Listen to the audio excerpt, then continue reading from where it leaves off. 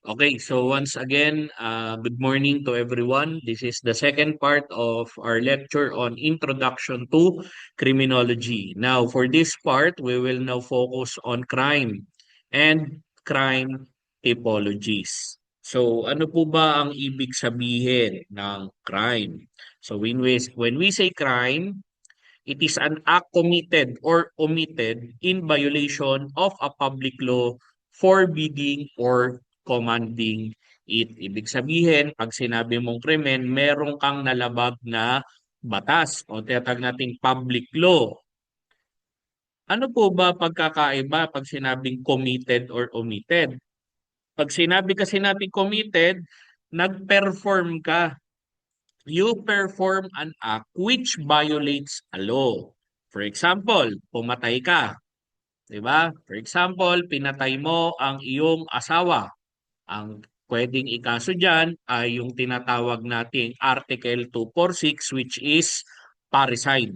So, yun ay committed. Nakagawa ka ng pagpatay at ang pagpatay ay tinatawag na parricide. So, yun ang ikakaso sa'yo.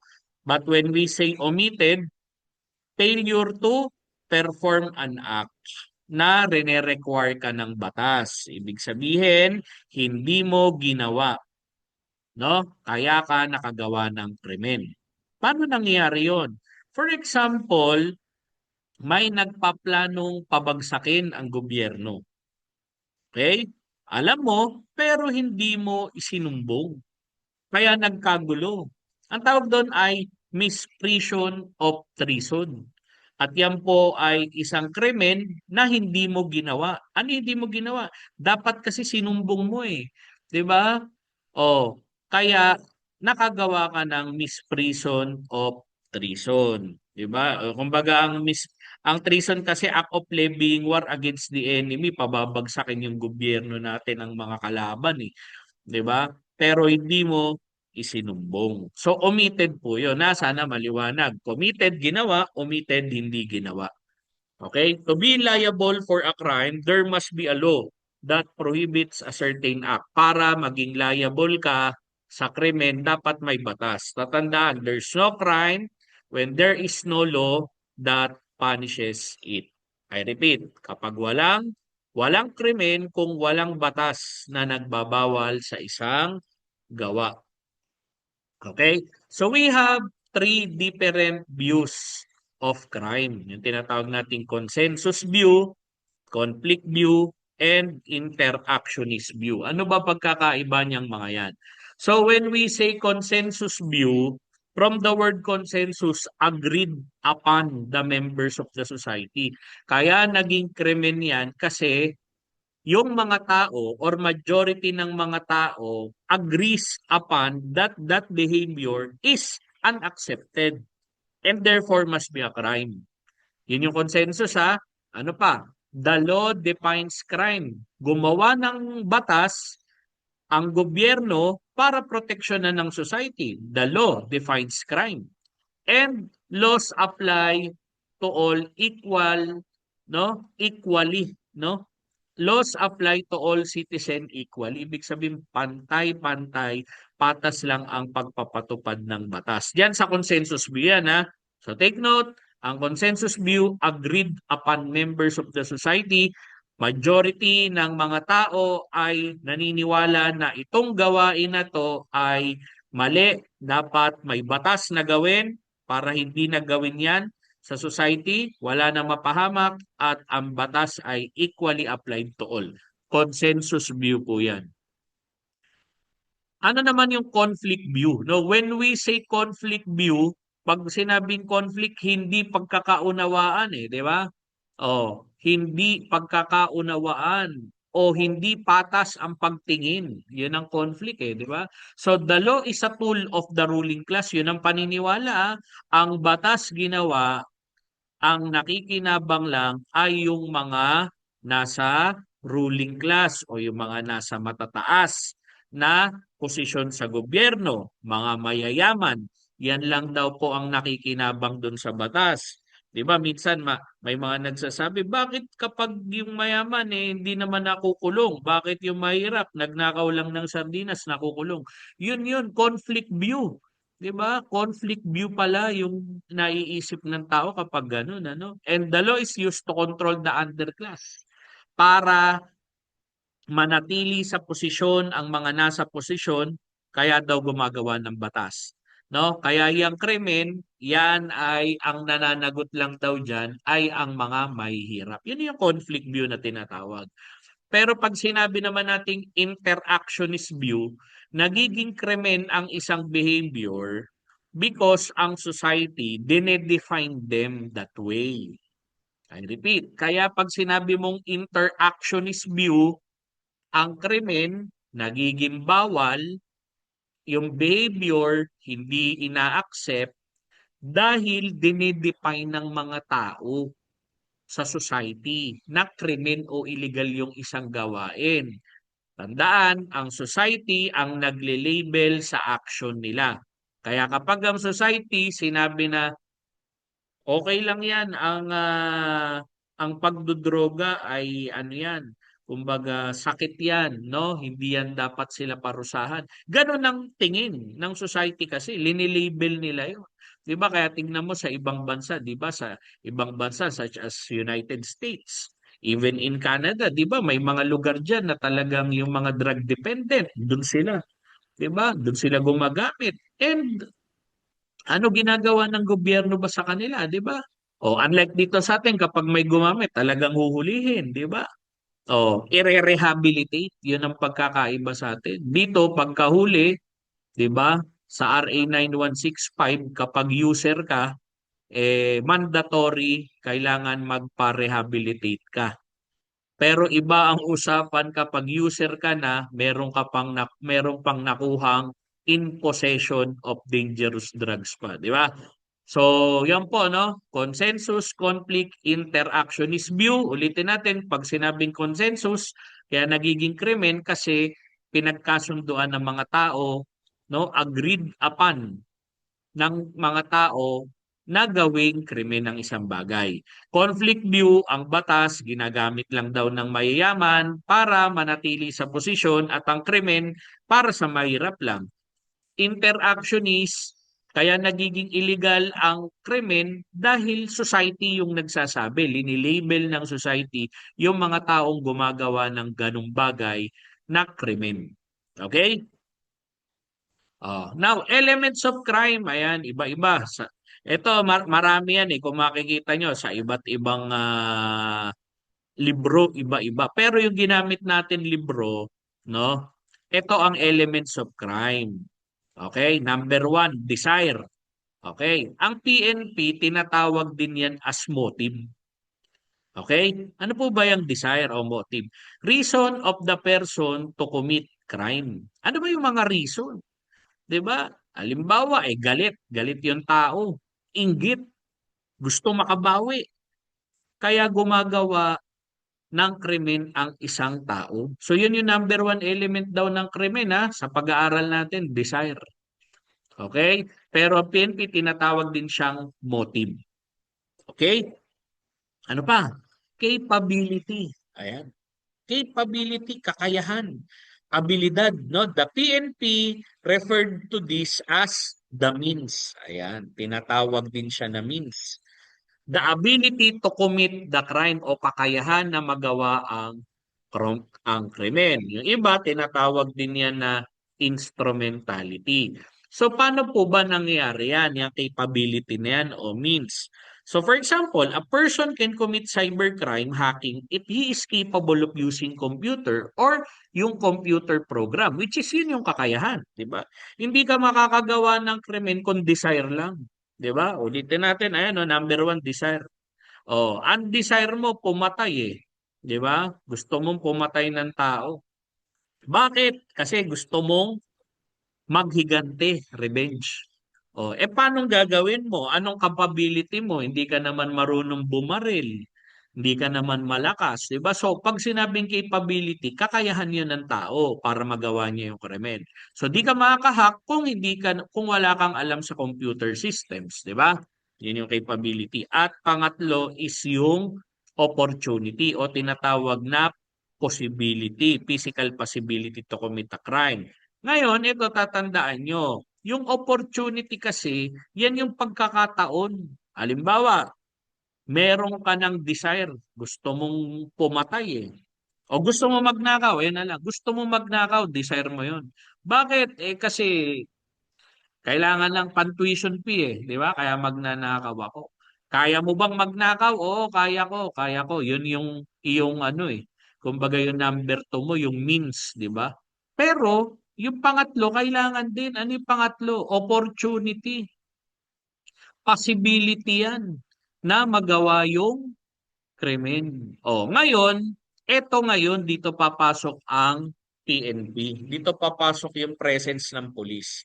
Kasi kung ang pulis ay proactive o visible sa streets, nagkakandak ng patrol, yung opportunity na yan ay mahihirapan ang mga would-be criminals na magawa yung krimen nila. Bakit? Kasi may possibility of arrest eh. Hindi mo isusugal yung gagawin mo if there is a possibility of arrest, di ba? Gagawa ka ng krimen kapag walang pulis, walang nakakakita, di ba?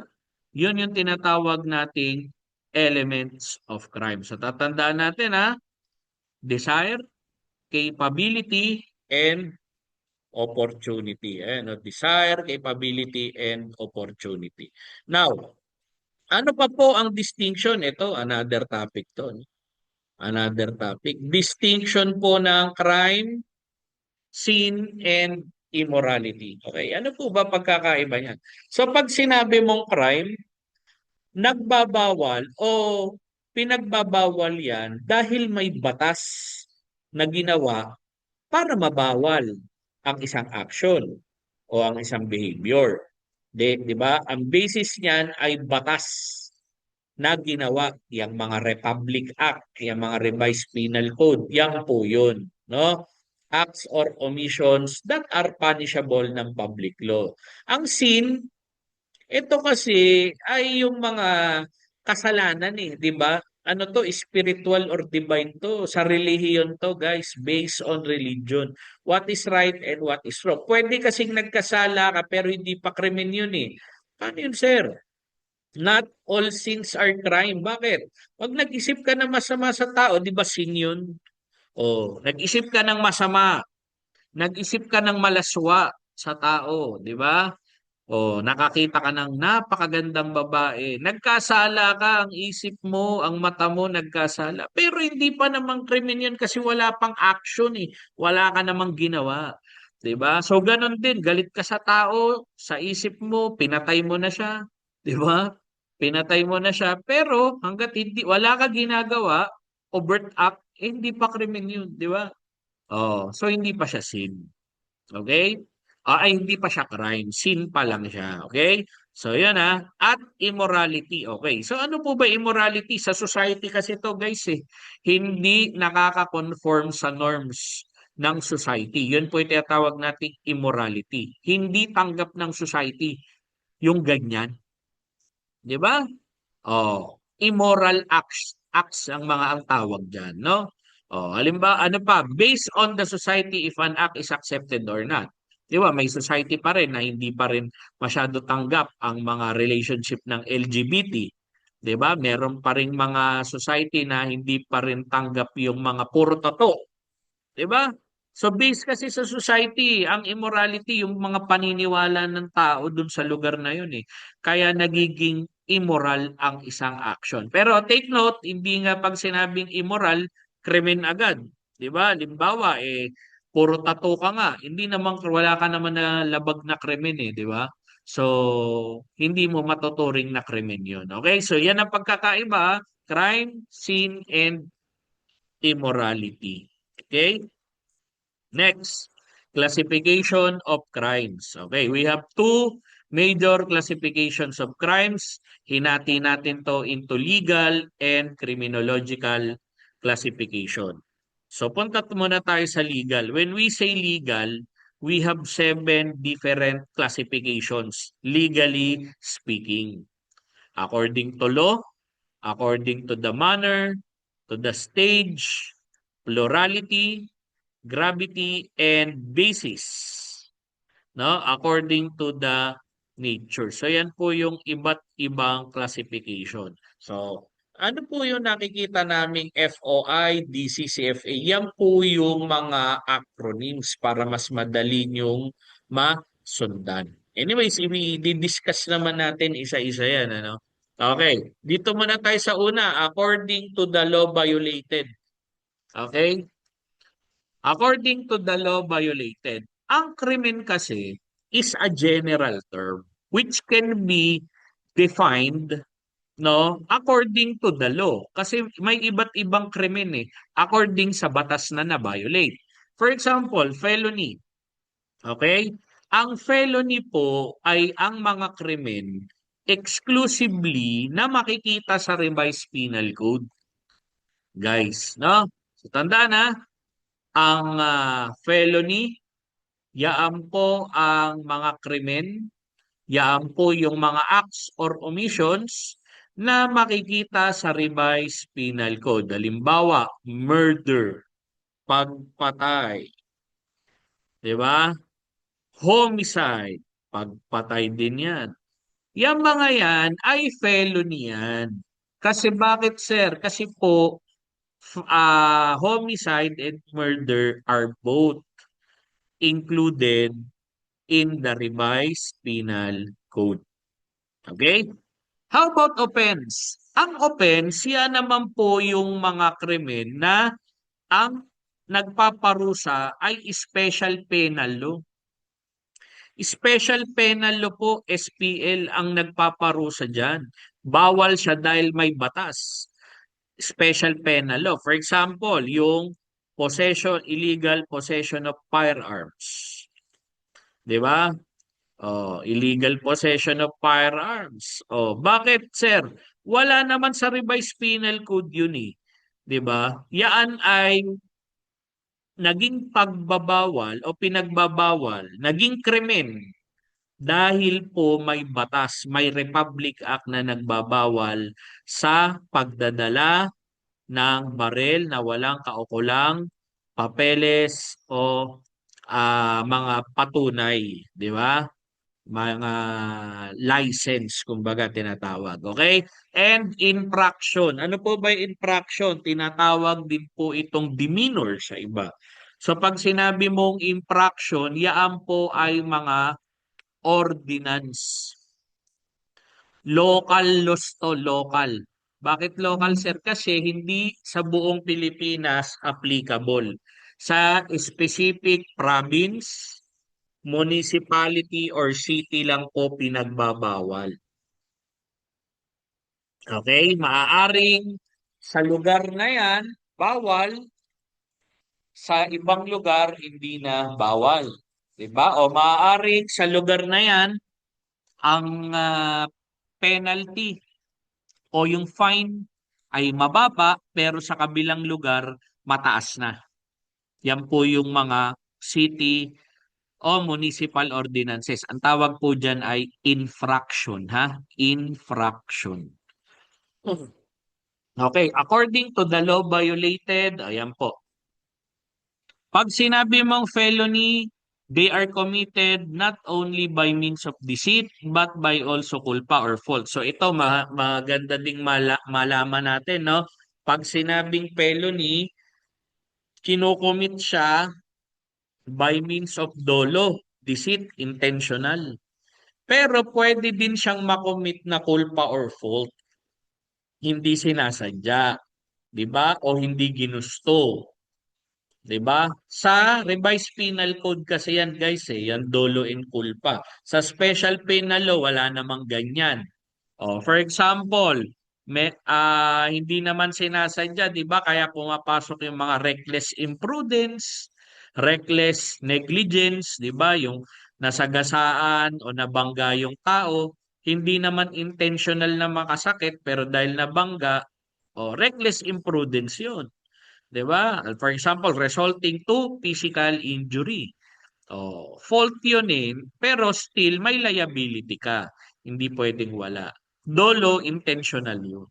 So sa offense, hindi kailangan ng intent as long as na violate mo. Halimbawa, nagdala ka ng baril. Oh.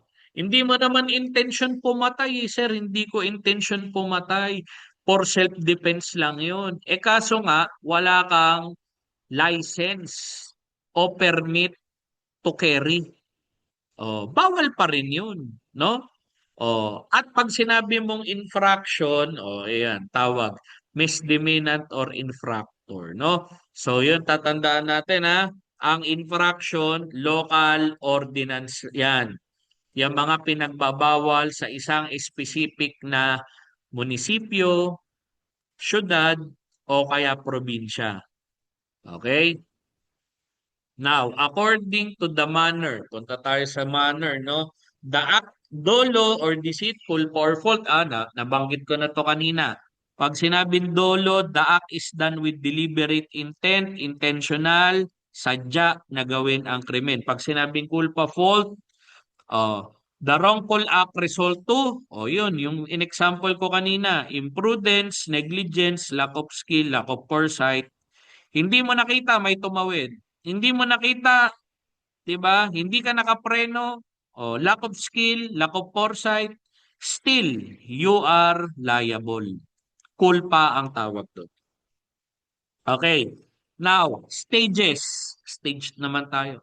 Stages in the commission of a felony. Attempted, frustrated, and consummated. So when we say attempted, guys, no, the accused commences the commission of a felonious act directly by overt acts. Ibig sabihin, sinimulan niyang gawin yung krimen. But, ano yung but? Does not perform all the acts of execution due to some cause or accident other than his own spontaneous desistance. Hindi niya natapos gawin o hindi niya nagawa.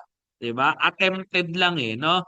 Due to some cause or accident. Mamaya makikita niyo yung example dito, no? So, yun yung attempted, no? Okay, hindi niya nagawa.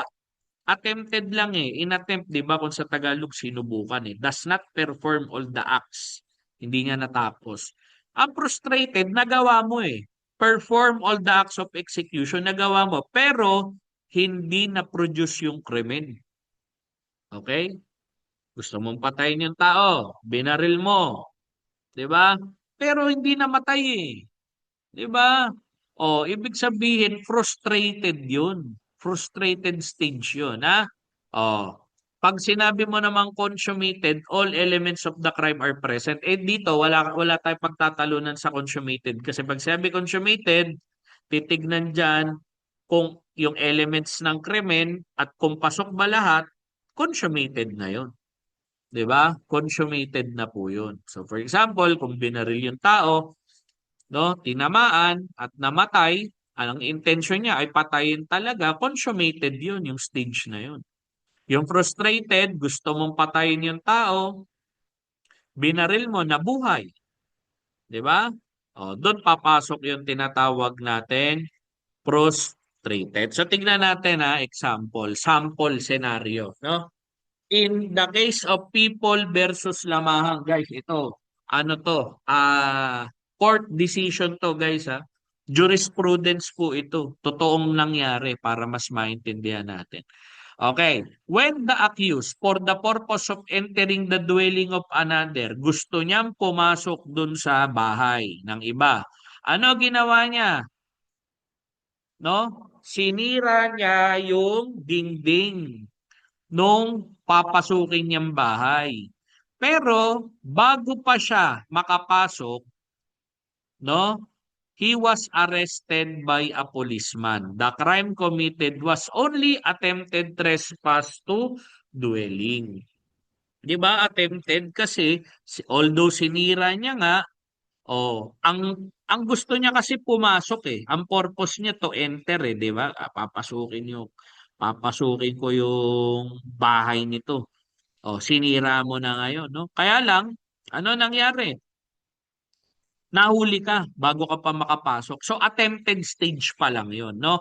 Kasi ang kaso dapat doon kung natuloy ay trespassing. Yung tinatawag no, trespassing. Trespass to dwelling. Naintindihan ha? So attempted stage, no? Sinubukan mo kaso nahuli ka ng pulis di ba? Minalas ka. Okay. Frustrated, ano naman po? Ito, People versus David naman, no? Where the accused in firing his revolver at the offended party hit him. Tinamaan guys hit him in the upper side of the body, piercing it from side to side and perforating the lungs. Sipin mo yon. Tinamaan ng organ ng tao. 'Di ba? The victim was saved. Kaso nabuhay due to adequate and timely intervention of medical science. You see guys, 'di ba? Kaya frustrated stage lang 'yon. Kasi yung intent niya, yung motibo niya ay patayin yung tao, binaril niya. Nagawa niya naman he performed all the acts para mapatay niya. Kaso nabuhay. Kaya nagiging frustrated. Yung inattempt, sinubukan, frustrated, ginawa, kaso hindi nagawa, no? Kumbaga yung gusto niya hindi niya nakuha, 'di ba? Kahit ginawa niya na lahat, 'di ba? Diyan papasok yung kanta ng Just Once. I did my best, but my best wasn't good enough, 'di ba? Kasi ginawa mo na lahat, ano, hindi pa nangyari yung result na gusto mo. Okay? Next ay consummated. Okay. Ito consummated, sabi ko nga very ano na 'to kumbaga madali nang intindihin. Kasi bakit? Kung ano ang elemento ng krimen o ng felony. Ngayon, kung nagawa ba lahat? Kung nagawa, consummated 'yon. Tingnan natin. Sa arson tayo Ano ba 'yung arson? Damage to property to Pagsunog by means of burning. It is not necessary that the property is totally destroyed by fire. Tanda na, the crime of arson is therefore consummated even if only a portion of the wall or another part of the house is burned. Imagine that, halimbawa yung bahay, 'di ba? Nasunog, sinunog mo kasi gusto mo sunugin yung bahay. Galit ka dun sa tao So sinindihan mo na, nagliyab na. Pero yung left side pa lang tapos naapula. Hindi mo pwede sabing attempted yung kasi nasunog na di ba? Hindi mo rin pwede masabing frustrated kasi nga may sunog na yung isang part ng bahay, no? Consummated na siya in a sense na hindi kasi hinihiling ng arson na kailangan pupok yung bahay o sunog lahat. It is necessary, it is not necessary that the property is totally destroyed by fire. Hindi necessary yun. Ano necessary dito? Elemento. Kahit portion lang ng bahay ang nasunog, it can be considered consummated arson. People versus Hernandez. Okay? So yan po mga talagang jurisprudence yan, mga talagang nangyari yan. Real life ang example na binigay natin. Okay? Next. What is formal crime, guys? Ano ba yung formal crime? So when we say formal crime, ito yung mga krimen na consummated in one instance. Wala nang attempted, frustrated, no? Wala na. Always consummated stage po ang formal crime. Okay? Ano po ba pag sinabi natin oral defamation, 'di ba? Ano po ba ibig sabihin niyan? Ibig sabihin ay paninira, libelous, 'di ba? Pag sinabing oral defamation, libelous statement, pwede bang attempted 'yun?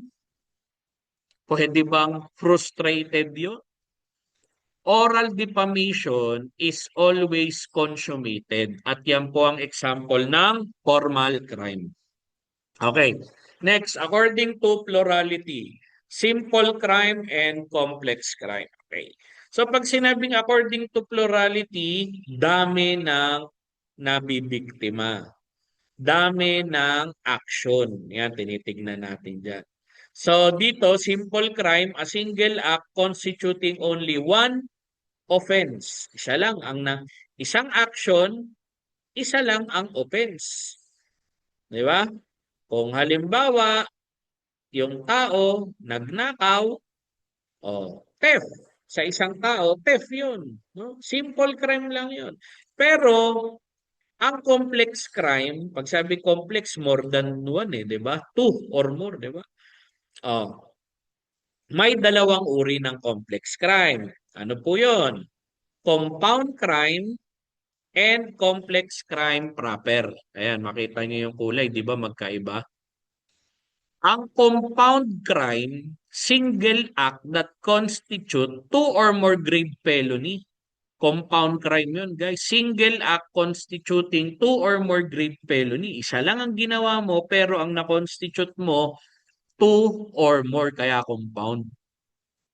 Pero pag sinabi mong complex crime proper, the act is necessary means for committing the other. Ibig sabihin, kailangan magawa mo tong bagay na to na krimen din para magawa mo yung isang krimen pa.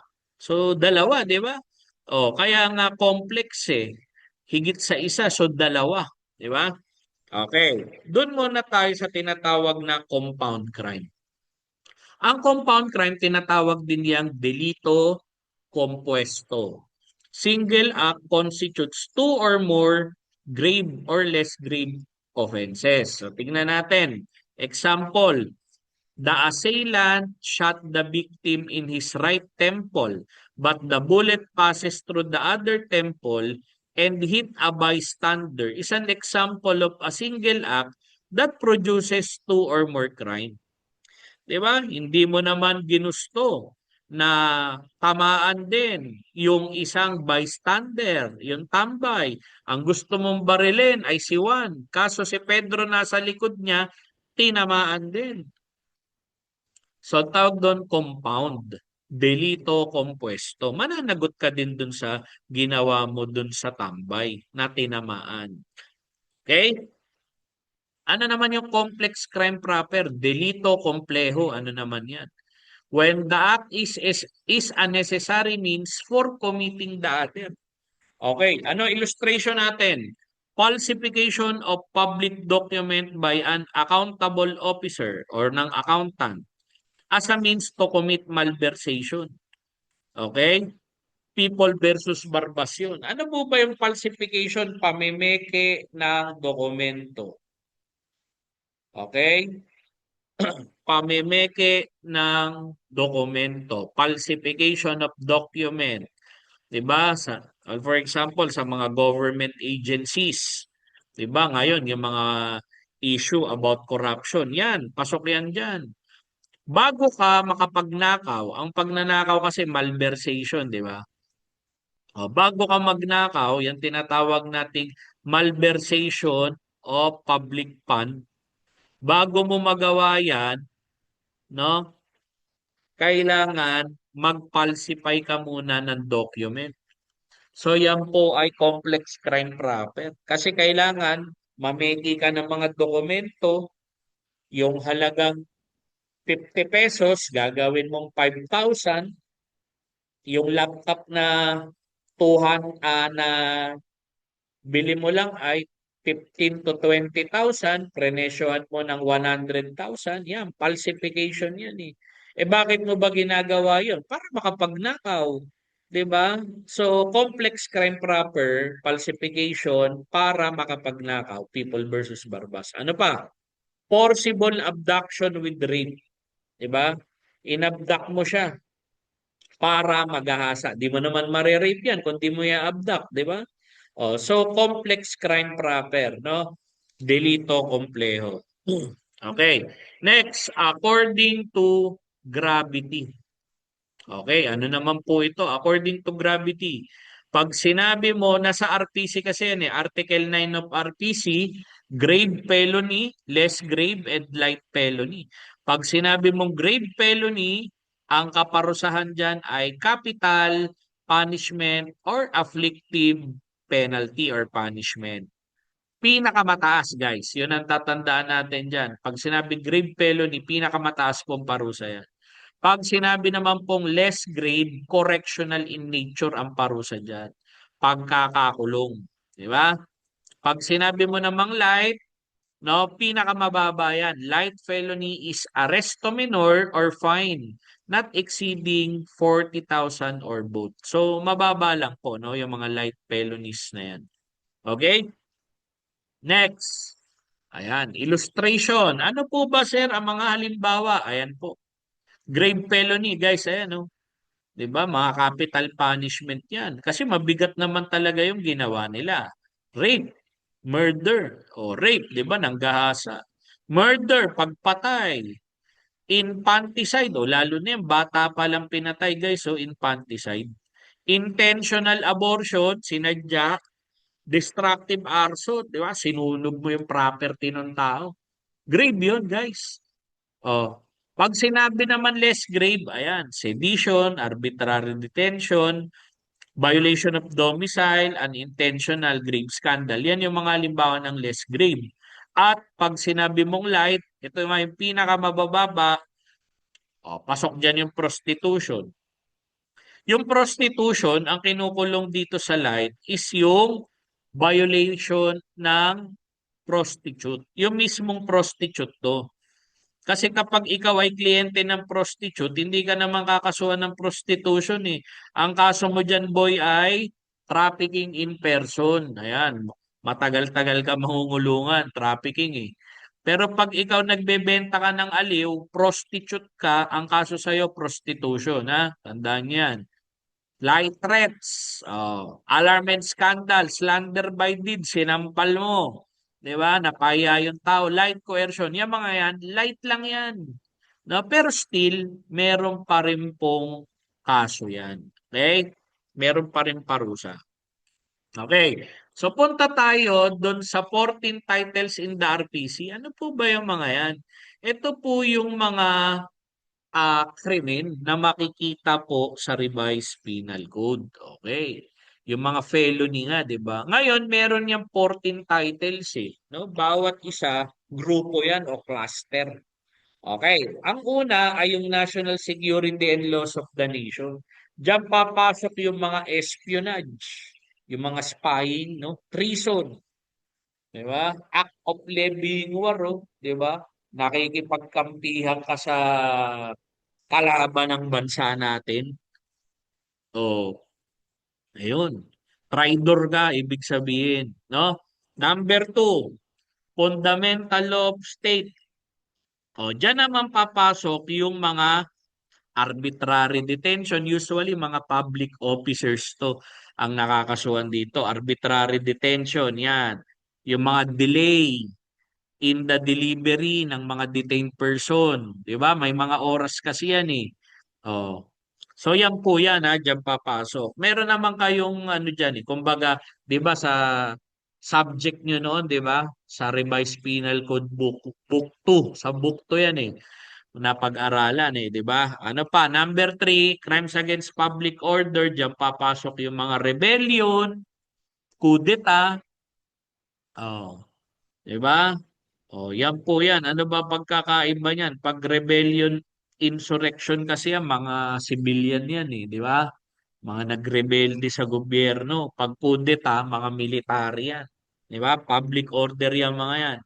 Public interest, number 4. Ano ba yan? Ayan, yung mga counterfeiting ng pera, mutilation ng pera. Okay? Now, sa opium, yan, sa drugs yan, RA 9165, no? Yang number 5. Number 6, public moral. Ito yung mga ano, victimless crime ha. Yung mga gambling, prostitution, pasok yan dito. Public moral, mga victimless. Ba't ba sinawag na victimless yan, guys? Pag sinabi kasing victimless crime, the offender is also the victim. Di ba? Magulo ba yon? 'Di ba? O naintindihan, victimless crime. Pag sinabing victimless crime, yung offender, siya din kasi ang biktima ng ginawa niyang krimen. Halimbawa, prostitution. Ang tingin kasi ng batas natin sa prostitute, offender, and at the same time, biktima. Di ba? Nagets yun? Public morals yun. No? Public morals. Public morals. Oo, tama, no? Public morals, no? At yan, number 7, public officers. Ito naman yung nakukomit ng mga public officer. Halimbawa, yan na yung mga malversation, mga misappropriation ng public fund, 'di ba? Ayan na yung mga nakokomit ng mga tao sa gobyerno. Na yung pondo ng gobyerno para sa isang project, ayun, napupunta sa kung saan. Yan yun, ha? Okay, ano pa? Number 8, crimes against person, guys, syempre. Ano papasok diyan? Homicide, parricide, murder, yung mga yan, infanticide, physical injury. Yan, kadalasan yan, paborito yan sa board exam mga crimes against person Bibigyan kayo ng mga senaryo regarding violations of different felonies sa crimes against person. Dapat kaya nyo i-identify kung yan ba ay infanticide, parricide, homicide, murder. Magkakaroon tayo separate lecture dyan, no? Next, kidnapping. Personal liberty, walang iba kundi kidnapping yan. Pagkuha ng tao for the purpose of extorting money, pasok yan dyan. Personal liberty. Crimes against property, mga pagnanakaw, paninira ng gamit, pasok yan dyan. Theft, robbery, malicious mischief yan, guys. Alam niyo ba yung malicious mischief? Pag sabi malicious mischief, paninira ng gamit yun. 11, chastity. Yan po papasok yung mga sa mag-asawa, no? Yung unfaithful wife, unfaithful husband. Yan, chastity yan. Ano yan, sir? Adultery, concubinage. Yung asawang lalaki mo, merong bet ka. 'Di ba? Yung asawang babae mo, may bet ka. 'Di ba? May kabit. 'Di ba? Chastity yan.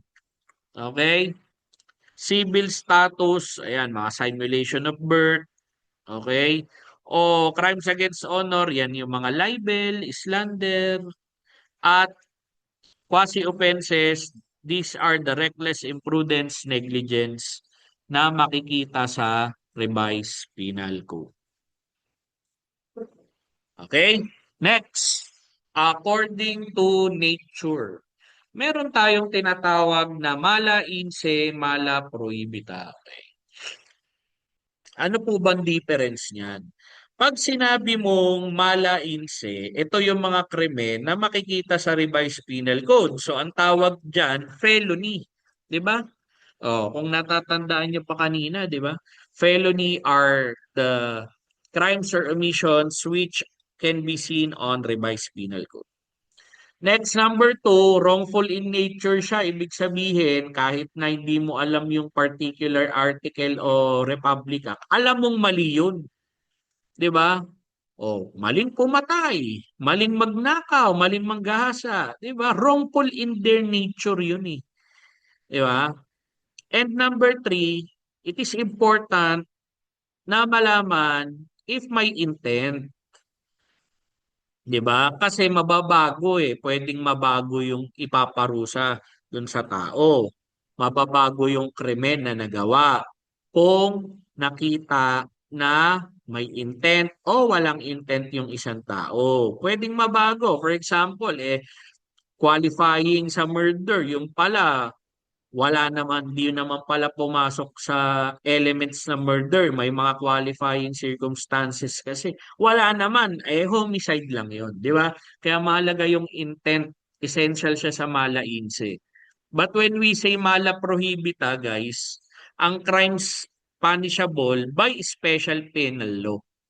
The main source of the crime is makikita sa mga Republic Act. Okay? Wrong merely because they are prohibited by statutes. Di ba? And intent is not essential. Di ba?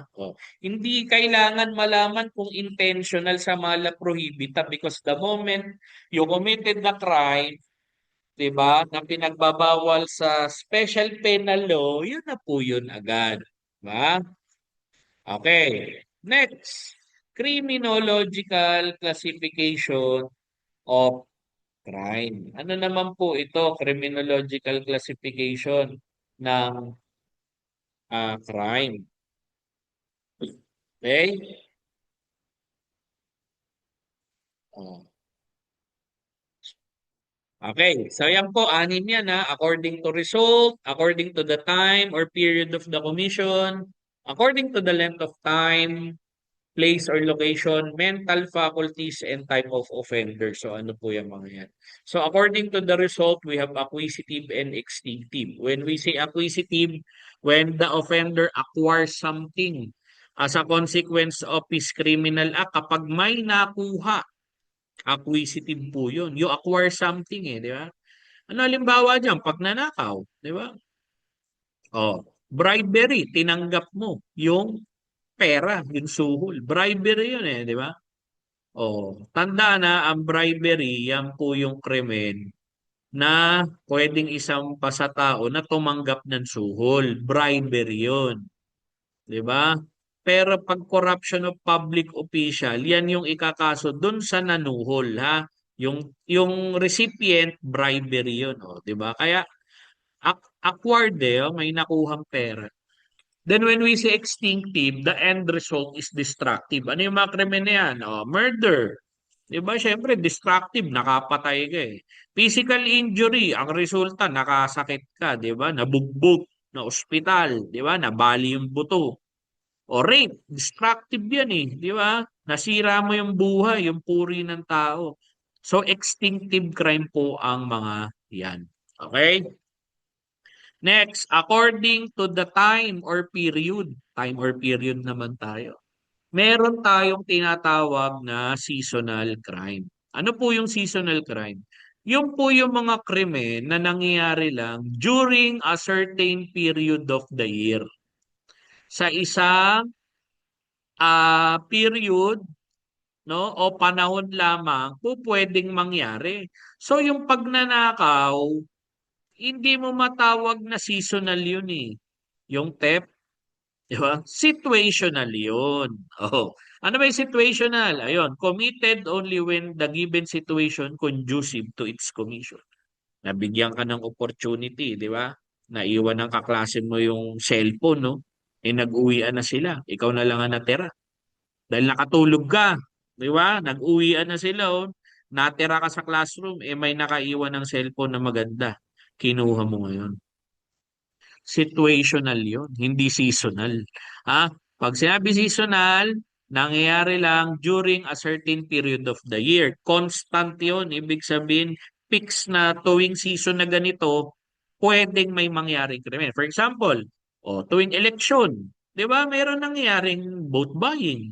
Hindi ka naman makapag-vote buying kapag walang eleksyon, di ba? Sayang lang pera mo kung ikaw ay kandidato. Kaya ang vote buying, pwede lang ikaso yan during election season. Tax evasion, hindi ka nagbabayad ng buwis. Kailan lang ba nagbabayad ng buwis? May certain period lang of filing ng tax. Yan yung seasonal, Kasi situational, nagkaroon ka ng opportunity, nagawa mo yung krimen because nagkaroon ka ng pagkakataon. Okay? Next, according to the length of time, instant, and episodic. Ano ang pagkakaiba niyan? So pag sinabing instant, committed in the shortest possible time. Nagawa mo yung krimen sa mabilisang paraan. Anong for example? A shot B using a caliber 45 pistol which result to the instantaneous death of A. Diba? A shot B, instantaneous death of the person, yun na lang. Ayan so malinaw, sana malinaw yon. Instant crime binarel, namatay, instant. Pero pag sinabing episodic, series of act in a length space of crime, of time. So an example niyan, pagnanakaw ng kuryente. Bakit sir? Hindi ba instant yun? Kasi paglagay mo ng jumper, nakakanakaw ka na. Hanggat nagnanakaw ka ng kuryente, episodic yun, continuous yung krimen na ginawa mo. Anti-pilferage ang tawag doon. Ang pagnanakaw kasi, pag sinabing pilferage guys, pagnanakaw ng paunti-unti, pero continuous eh. Di ba? Ganun yung kuryente eh. Nagnanakaw sa tubig, di ba? Oh, continuous yun hanggat hindi ka nahuhuli, kaya episodic yun, ha? Next, according to the place or location. Anong pagkakaiba niyan? Static crime, isang krimen lang, isang lugar lang nangyari. Isang lugar lang. For example, nasa shopping area, A throw a hand grenade which result to multiple death and serious injury. Oh. Tandaan nyo, static crime, lugar lang yun. Oh. Regardless kung ilan ang naging biktima, lugar ang usapan. So static crime, isang lugar. Continuing crime, several places. Good example of several places, kidnapping. Because kidnapping uses different places to conceal the victim, di ba? Ang crime scene sa kidnapping multiple, hindi lang isa. Even the vehicle used in kidnapping can be considered a crime scene. 'Di ba? Oh, yung lugar, yung safe house, crime scene din 'yun. 'Di ba? Linipat ng safe house, another crime scene. So continuing crime po 'yun, committed in several places. Okay? I hope you understand our lecture. Pwede nyo naman paulit-ulitin yan kahit natutulog kayo, naka-headset kayo. Yun ang kagandahan if recorded ang video. Okay? According to the use of mental faculties, ano naman to? Use ng pag-iisip according daw to the use of mental faculties. Pag sinabi mong rational, ano daw yan? Offender is in full possession of his sanity. Normal ang pag-iisip ng tao. Okay, rational thinker. Alam niya ang consequence kung sakaling magawa niya yung krimen. Rational thinker, 'di ba? In all instances, the actor is criminally liable. Walang ano to, walang ah, exempting or justifying circumstance. Kasi nga, alam mo yung ginagawa mo, rational thinker ka eh. Pero pag sinabi mong irrational, yun ang medyo kakaiba dito, guys. Tingnan nyo ha. Bakit? Ano pa ba irrational? Yung mga tao na hindi nila alam yung kanilang ginagawa. Halimbawa na lang yung mga baliw, insane. Di ba? Yung mga insane, hindi naman nila alam ang ginagawa, kaya irrational yung mga yan. The actor cannot be held liable unless he or she acted during lucid interval. Ano po ba yung lucid interval? This is the time where the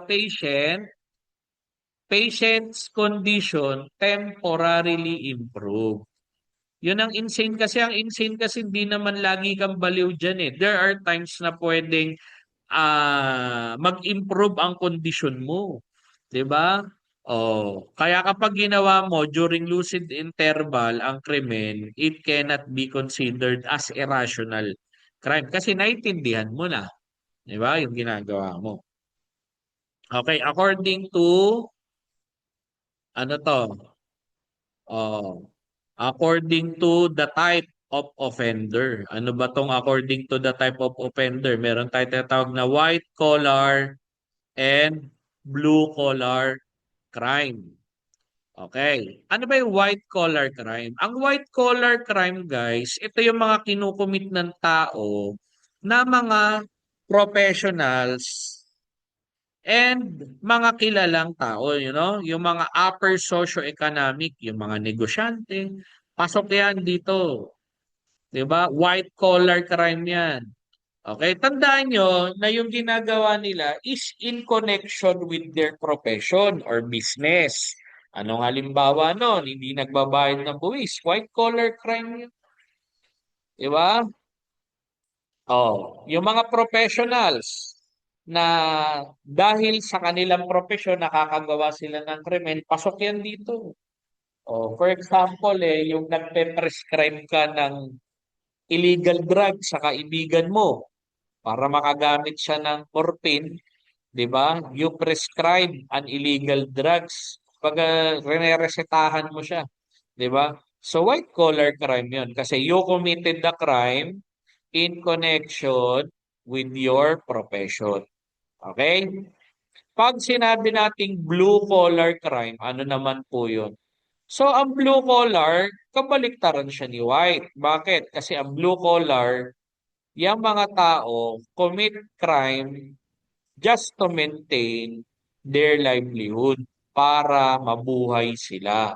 Yan po yung tinatawag na blue collar crimes. Ano halimbawa niyan? Yung mga magnanakaw, snatcher, yung mga prostitute, yung mga nangi-scam. Blue collar crime yan eh. Kasi pag di nila ginawa yan, wala silang kakainin. Yan ang trabaho nila. Baga, blue collar, no? So, white collar and blue collar crime.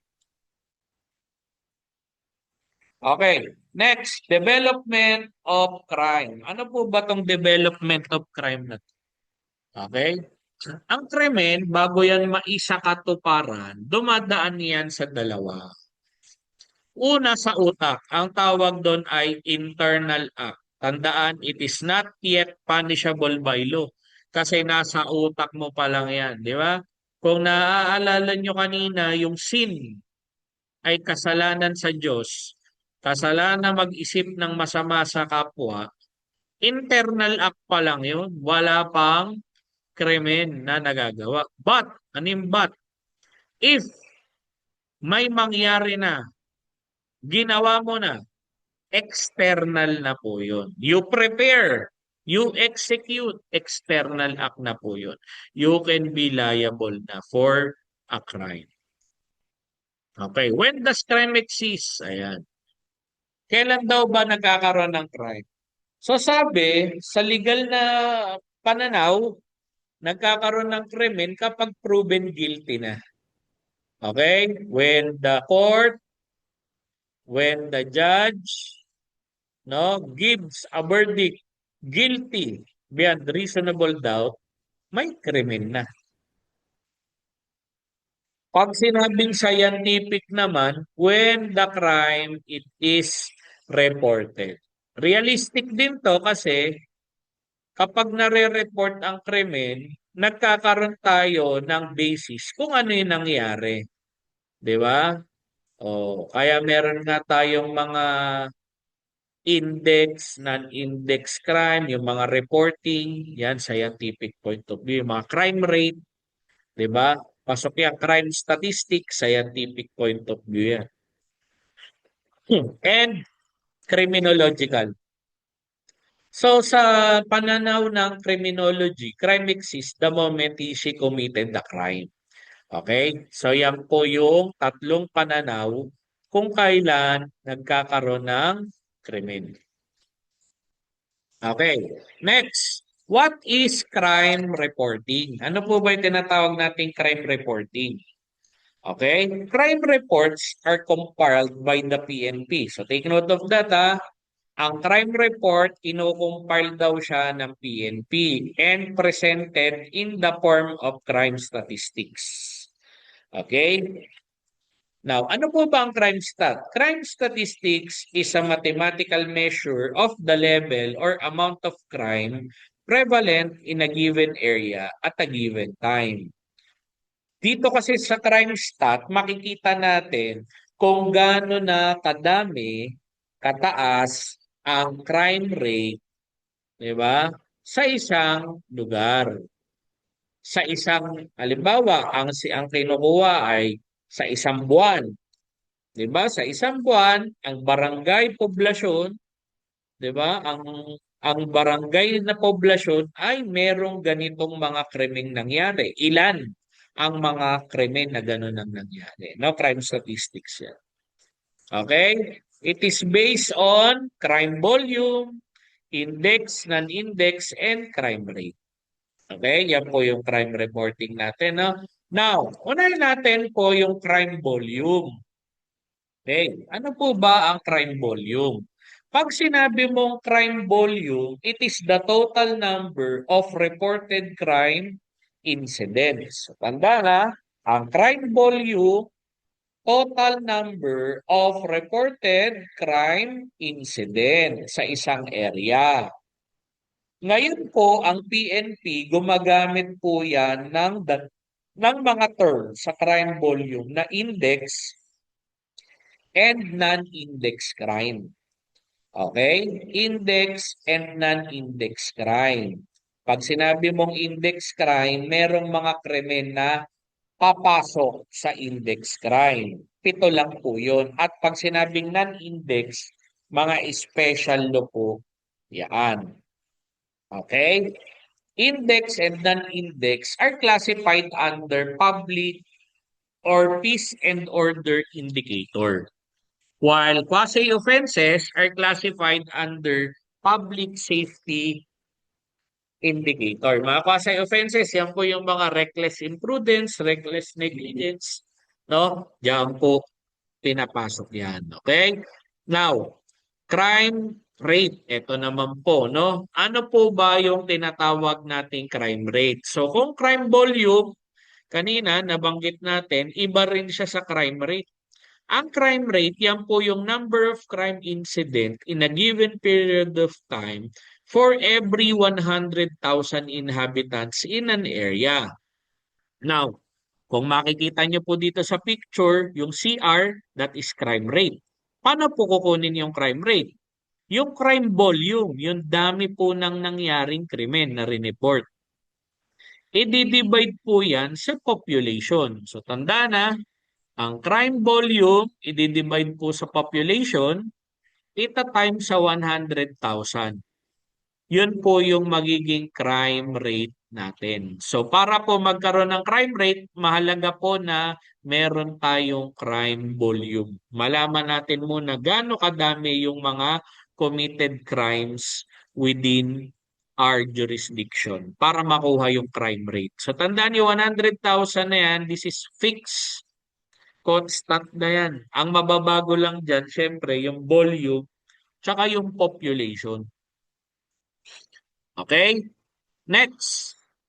How about this term? Ano ba yung term na yan? Difference between crime cleared and crime solved. Okay. Kasi usually naririnig natin to, di ba? Sir, ano po ba pagkakaiba? Crime cleared, crime solved. Okay. Para masabi nating crime cleared, okay? Ito po sa police po ito, police terminology to. Crime cleared, at least one of the offenders has been identified. Okay? There is sufficiency of evidence to charge him. No? Merong ebidensya. Okay? Merong na-identify, yun ang number 1 ha. Merong ebidensya, sufficient evidence para makasuhan siya. He has been charged sa piskal. Pero at large siya. Crime cleared yun, ibig sabihin na-identify mo pa lang yung tao at nakasuhan. Pero still missing in action. Hindi wala sa custody mo. Unlike crime solved, guys, tignan mo. Crime solved, the offender has been taken into custody. Diba? Halos yun naman lahat na eh. 1, 2, 3, pare-parehas lang. Pero ang kaibahan, nahuli mo na yung tao. O at least yung isang tao. Naintindihan? Crime cleared, crime solved ba? Offender still at large, crime cleared. Offender taken in custody, crime solved. Okay. Next, SIRAS. Ano naman po ang SIRAS? SIRAS stands for Crime Information Reporting and Analysis System, SIRAS. So, DIDM, ito po yung directorate, no? Directorate po ito sa krame. DIDM is primarily responsible in overseeing the safekeeping of all crime information since 2016. Okay? The DIDM utilizing the PNP SIRAS. Sir, ano yung SIRAS na yan? SIRAS serves as the repository of all crime information emanating from complaints received by the police station and those written in police blotter. Ito dati yung tinatawag na e-blotter, ang PNP SIRAS. Ibig sabihin, lahat po ng nangyayari, yung mga information na nare-receive ng police station sa buong Pilipinas, pinadadala po yan o nagkakaroon po ng access ang DIDM. Malalaman nila kung ano yung mga krimen na nangyayari at inuulat sa bawat lugar sa Pilipinas. Okay? PNP SIRAS po yan. Okay? Police blotter. Ano po ba itong police blotter na to? Okay. Pag sinabi mong police blotter, this is the official logbook, no? Oh, logbook ito ng mga nangyayaring crime incident report, summary of arrest, lahat ng activity na nangyayari araw-araw sa police station, yaan po ay linalag sa police blotter. Okay? Tatandaan, police blotter is considered a public document. Public document yan, pwede ka naman tumingin dyan eh. 'Di ba? If you are a concerned citizen, pero it is bound to be treated as confidential under the rules of court and the Data Privacy Act of 2012. Hindi basta-basta pupunta ka doon, maghahalugog ka. You should need clearance first muna. Kasi syempre, may mga information doon na privacy. Hindi mo pwedeng basta-basta babasahin, 'di ba? Pipicturan kung ano 'yun nandoon. Kasi nga confidential in nature siya. Kailangan humingi ka muna ng clearance o pahintulot. Okay? Next, crime typology. Okay. So tapos na po tayo doon ha. Sa topic na yun, punta tayo sa crime typology or yung different types of crimes. Diba? Ngayon, meron tayong tatlong pangunahing types of crime. Ano yun? Violent crime, economic crime, and public order crime. So ano po bang pagkakaiba ng tatlong yan? Unahin natin yung violent crime. So pag sinabi mong violent crime, you use force. Gumamit ka ng puwersa to achieve a goal. Okay? Ano halimbawa ng violent crime? Rape. You use force to achieve a goal. Robbery, murder, hate crime, and terrorism. Okay? So, pag sinabi mong rape, ayan, carnal knowledge of a female forcibly against her will. Di ba? Yan po yung rape, ha? Oh, carnal knowledge of a female forcibly against her will. Di ba? Ano ba yung carnal knowledge na yan? Ha? Pag sinabing carnal knowledge, ibig sabihin nagkaroon ng penetration against her will. Yung rape na yan, no? Legal classification ng rape in the Philippines. Meron tayo tinatawag na rape through sexual intercourse when a man has carnal knowledge with the woman through the use of force, threat, or intimidation. Ibig sabihin, tinakot, pinwersa, diba? Rape through sexual intercourse yan. Ano pa? When the woman is deprived of or reason, unconscious, linasing mo, binetsin mo, di ba? Or by means of fraudulent machinations or grave abuse of authority. Hindi nakatanggi sa'yo kasi teacher ka pala niya. Di ba? Pastor ka pala niya. Di ba? O, yan. Grave abuse of authority. Yan. So when the victim is under 16, ibig sabihin 15 years old pababa, considered na yan na rape, 15 years old pababa, no? RA 11648, yung bagong batas po yan, no? Yung statutory rape ang tawag doon eh. Okay. Pangalawa, number 1 yan ha. Pangalawa, yung rape through sexual assault. Paano po ba yan? Committed when a man, lalaki to ha, insert his penis into another's mouth or anal orifice. No? Rape through sexual intercourse, sexual assault yan, kapag ang isang lalaki no? Yung kanyang ari ay pinasok sa bibig o sa anal orifice sa puwet, no? Or when a person, ito hindi to lalaki, no? A person lang, lalaki man o babae, ibig sabihin. When a person insert instrument or object into the genital, are, or anal orifice of another person, pasok po yan sa rape. So dito, sa pagkakataong to, pwede talaga maging biktima ng rape ang lalaki. At pwede rin maging offender ng rape ang babae or member of LGBT. Yun po yung rape through sexual assault. Okay? Now, kinds of rape, typology, anger, power, sadistic, no? O, pag sinabing anger, galit. Kaya ginahasa ang tao dahil sa galit. Pag sinabing power, he wants in control. Kaya power rapist, wants in control. At pag sinabing sadistic, excitement, thrill. Ginagamitan ng ritual. 'Di ba? Excitement and thrill. O yan yung pinapaso ng kandila, tinatali, sadista, no?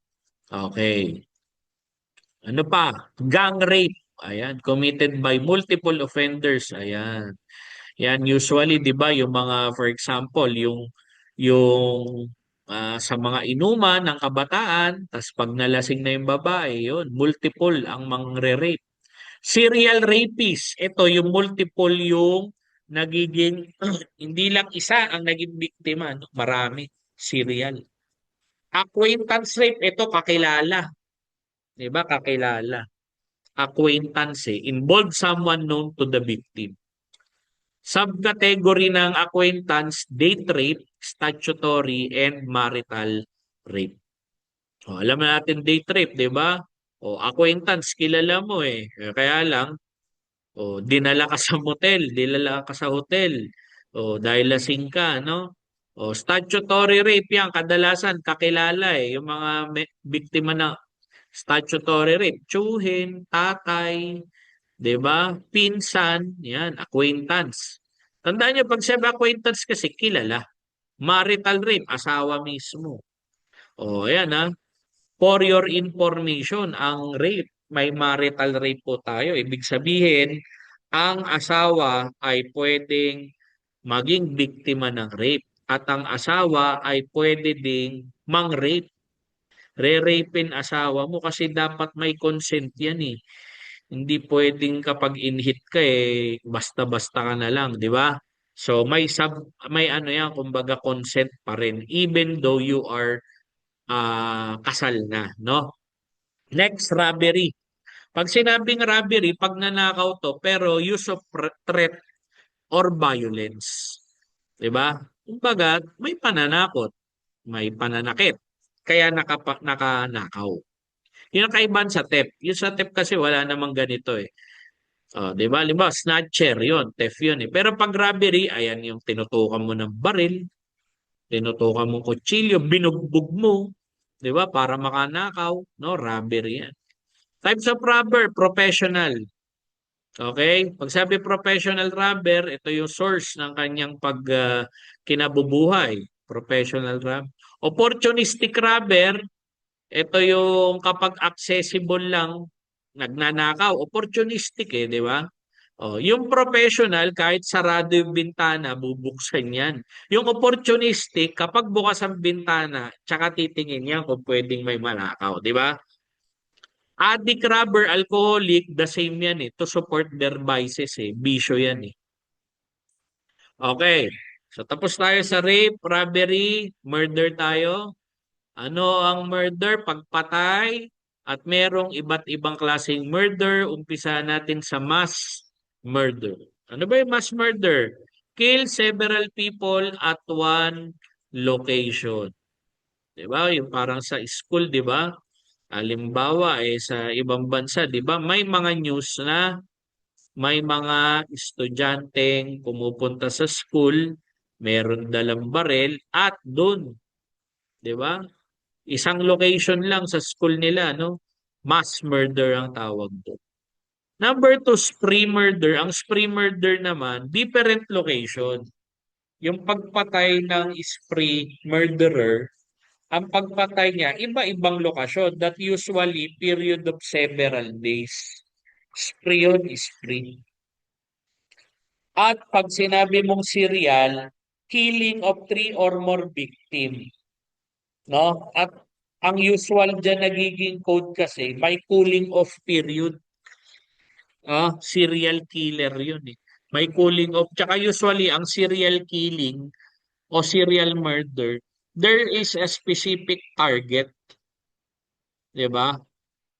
May target yan. Kaya serial killer. Hindi yan basta-basta kung sino, randomly, no?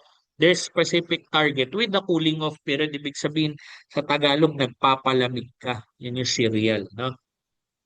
Hate crime. Ano ba yung hate crime? Tinatawag din yang bias crime. Okay? Ano yung hate crime? Usually, wala naman to sa Pilipinas eh, no? Sa ibang bansa, yung galit ka sa isang particular na grupo ng tao. For example, galit ka sa mga people with color, 'di ba? O, 'di ba, yung mga black Americans, 'di ba? Yung mga Africans pag nakita sa ibang bansa. O, kumbaga mainit yung tingin sa kanila. For example lang 'yon, guys, no? O, ano pa, for example, members of the LGBT, ayan, galit ka sa kanila. Hate crime yun eh, bias crime. Ibig sabihin, parang kahit wala pa silang ginagawa, eh, tingin mo na sa kanila, criminal na, magnanakaw na. No? Hate crime. Okay? Next, terrorism. Ayan. Oh, ano ba tong terrorism na to? Pag sinabing terrorism, guys, it is an act of causing widespread and extraordinary fear or panic. Ibig sabihin, yung ginagawang activity nito, nakaka-produce ng takot eh. Okay? Ano ba ang unang grupo na nalista officially na terrorist group sa bansa natin? Abu Sayyaf yun noong 2015, no? Abu Sayyaf group yan sa Mindanao yan. Yan yung mga secessionists. Di ba? Oh, ano pa? The first recorded terrorist act is the assassination of Julius Caesar. Oh, yun. Yung pagpatay kay Julius Caesar, yan ang unang naging record of terrorism kasi yung pagkakapatay sa kanya, it creates a problem eh. Kasi di ba leader siya, si Julius Caesar. Leader siya eh, pinatay siya. So, terrorism yun. Ano bang root cause ng terrorism? Number one is political ideologicalism. Ano yan? Politically motivated. Pag sabi ideology kasi, body of ideas, set of doctrines or beliefs that form the basis of a political, economic, and other system. Okay? Ibig sabihin, politically motivated dahil ikaw ay supporter ng politiko na to, you will use, 'di ba, all the means necessary para magtagumpay yung cause nyo. Makabalik sa pwesto tong taon to, political ideology, 'di ba? Na magiging cause ng terrorism. Religious fanaticism, ito pangalawa naman. Ito kaya ka nagiging terrorist dahil sa paniniwala mo sa religion mo. 'Di ba? Na ang paniniwala, kapag ginawa mo to, matutuwa sa iyo ang Diyos mo, 'di ba? Bibigyan ka niya ng blessing kapag pinatay mo yung mga hindi naniniwala. Something like that, no? Oh. So ano ba yung common terrorist tactic? The most common is bombing, pagpapasabog, no? The oldest form is assassinations, 'di ba? Oh, yung kidnapping, yan po ay ginagawa nila in order for them to have money. Rina-ransom nila yan. Pero sometimes, pinapatay rin nila, di ba? Hostage taking, no? Skyjacking. Ayan, tulad ng nangyari sa World Trade Center, di ba? If you are, ano na, no? Kumbaga meron na kayong utak, buhay na kayo during the 9/11 attack, September 11 attack sa US. Oh, hostage, ano yun? In-skyjack yung eroplano, binangga sa World Trade Center. And the use of weapons of mass destruction. Ayan, terrorist tactic po. Yan. Okay? Contemporary form of terrorism, revolutionary terrorists, wanted to replace the government. Ayan, mga revolutionary terrorists yan. Gusto nila na palitan ang gobyerno. Halimbawa, ayaw nila yung nagpapalakad sa gobyerno. Palitan natin kasi ito ang tama, ganito gagawin natin. Political terrorists, yan, directed towards people who oppose their ideologies. Yan sa abroad yan, yung KKK, Ku Klux Klan, mga white supremacists yan eh. 'Di ba? Galit sila sa mga people with color. Number three, nationalist terrorists promote interests of ethnic minority. Like for example, the Palestinian Liberation Organization. 'Di ba 'yun nangyari kaya nga nagka-leche-leche na yung ano ba yung lugar nila, Gaza. 'Di ba? Kasi nga ah yung ginawa nung members ng ibang Palestinian, 'di ba? Yung pumasok sa Israel at kumuha ng mga tao doon, pinagpapatay yung iba, tapos yung iba kinidnap. O di, anong ginawa? Nag-retaliate yung Israel. O and the rest is history, di ba? Nakita nyo naman, ang daming namatay because of that. So nationalist terrorists din sila. They promote the interests of ethnic minority, but ang ginagamit nila, terrorism, di ba? Kumbaga, pagpatay, pangingidnap, yan. Okay? Next is economic crime. So ano po ba to? Pag sinabing economic crime, gumagawa ng krimen yan to gain profit para kumita ng pera. Okay? So yung white collar na discuss ko naman na kanina, ito po yung krimen na ang gumagawa ay mga professional at yung mga respectable, yung mga kilala. 'Di ba? For example, yung mga businessman, 'di ba? So may dalawang uri ng white collar, occupation, which is yung po yung mga professionals, doctors, lawyers, accountants, and the corporates, which is the businessmen. Hindi pala nagbabayad ng buwis, 'di ba? Puro smuggled pala yung binibenta, yan, corporate crime po yan. Number two is organized crime. Ano po ba yung organized crime? Ito po yung mga sindikato sa madaling salita. 'Di ba? Ang organized crime, kaiba niya sa terorista, ang organized crime kasi, ang goal niya is yumaman eh. Kumita ng pera, yumaman. Ang terrorist kasi ang goal, yung ideology niya, 'di ba? Magawa niya yung pinapaniwalaan niya. So para masabi mong organized crime group, OCG, no?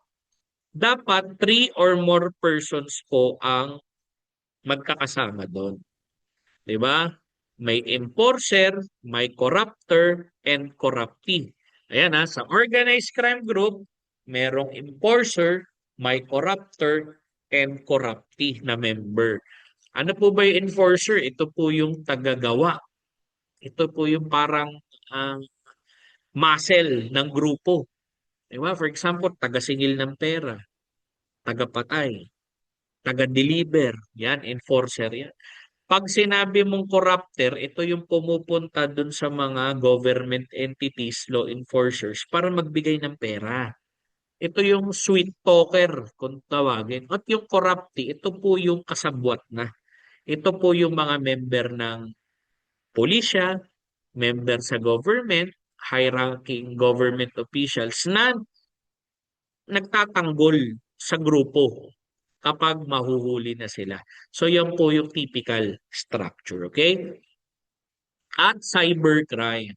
So, ano po ba tong cybercrime? The use of computer technology to criminally victimize unwary individuals or group, also called computer crime. Ano yung mga halimbawa niyan? Hacking, cracking, 'di ba? Pag sabi hacking kasi yung papasok ka sa isang program, sa isang application para kumuha ng information, 'di ba? Para kumuha ng pera. O, phishing, identity to eh. Yung nagpapanggap ka na ikaw yan, 'di ba? O ibang tao ka to get information or money. 'Di ba? Kukunin mo yung email, yung credit card number, yan po, identity theft. Okay?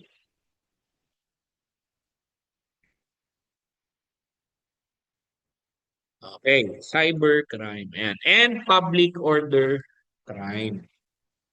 Ano po ba tong public order crime na to? Pag sinabi mong public order crime, these are offenses that are considered either vices or victimless crime. So yan po yung public order. Pag sinabing vice, bisyo. So lahat po ng uri ng bisyo, pasok yan dito. Mapadroga, o gambling, prostitution, alcohol, yan. No? The use of drugs. Ayan, no? No? Okay. So that will end our second part of our discussion.